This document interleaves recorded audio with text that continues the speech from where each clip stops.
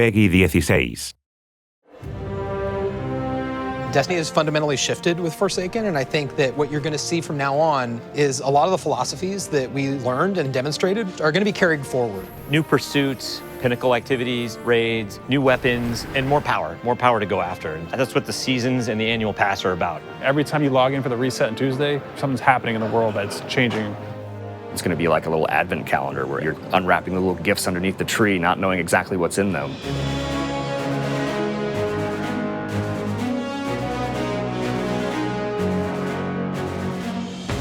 We're not trying to do DLCs anymore. We're not trying to introduce a brand new campaign. Instead, what we want to do is deliver 3 full seasons of content that can last for an entire year and that is coupled with the end game and matches the way players play Destiny.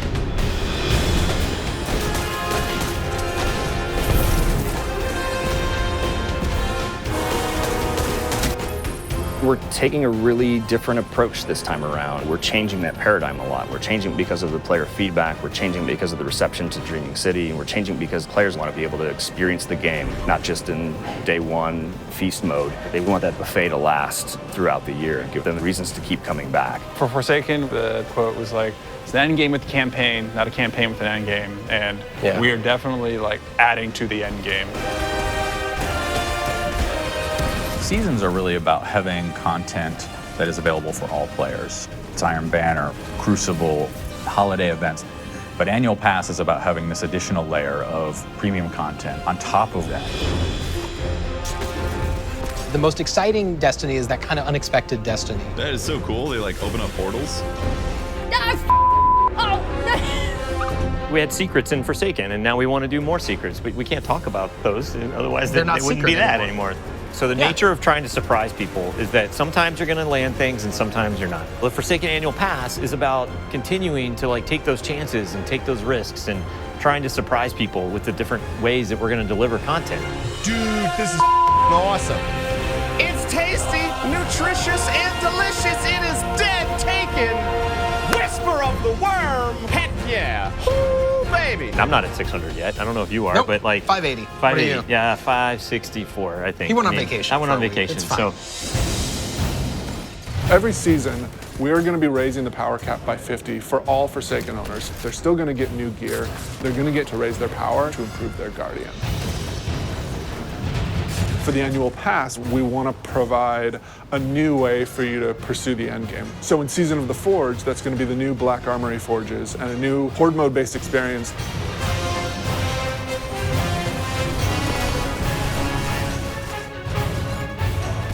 In Joker's Wild, Season of the Drifter, that's going to be new Pinnacle Gambit activities that you can play with your friends.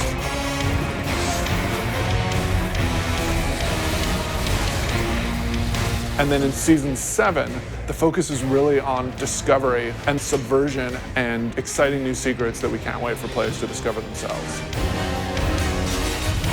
But the annual pass really starts going in earnest in December. That's going to be when you're going to discover the Black Armory. You are not welcome here, Guardian. Ada is representing the Black Armory, a faction that you've never heard of before. The Black Armory is all about mystery. They're all about being the ultimate weapon crafters. Ada has been keeping the secrets of the Black Armory since the Golden Age, trying to keep them away from Prying eyes of the Vanguard. Keep them away from the prying eyes of the Vanguard. She doesn't really trust Guardians, but some of the secrets have been lost even to her. She needs you to go out into the world and hunt down each forge. Reclaim it, reignite it, and build out the arsenal even further. You will have to push back waves of enemies so that you can actually get your components into the forge and manufacture your weapon yourself. You're the blacksmith, and you're forging those weapons. Yeah. Like sci-fi meets magic. We've heard players asking for matchmaking and activities. This new Forge activity delivers on that. We're trying to address the challenge with like Escalation Protocol and Blind Well, where we know you want to play with people, you want to matchmake with them, and so this is our first step into solving that problem. The Black Armory is these lost craftsmen who develop these special weapons that from founders we haven't seen before, all coming from the Norse and Japanese and French family lines. There's 3 families that were involved in the Black Armory. You can definitely feel the theming in those weapons and the backstories and how they came to be and the roles that they perform. Izanagi's burden is the crazy sniper rifle, where you have a magazine of 4 rounds, and if you do the special reload, it actually crams all 4 bullets into a single round that does damage. That is brutal and will like totally compete with Whisper and Sleeper. It's a sniper rifle that can body shot an enemy. That's all I need to say.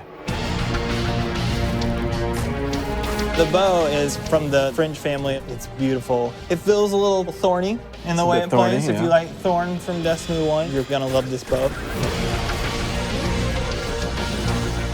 Jotun is the fusion rifle. Goes on your hand. It goes on your hand. It's the arm blaster, as it was affectionately referred to, and it fires a giant fireball slug that will set the ground on fire. And it follows you. And it will track you down and murder you. It knows where you live. So we got 5 new exotics, including 4 brand new awesome weapons and 1 old favorite.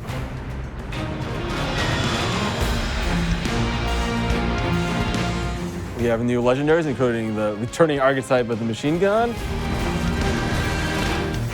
And then we've got a bunch of new weapon mods for you to configure. And we have new perks that basically you have more options within columns. You have more options within columns. If I had like Rampage and then Dragonfly, I could choose to pick between them. Yeah, you can choose. You can choose. In Black Armory, it's about new weapons, new activities, and doing all the pursuits to get more powerful to go into the raid.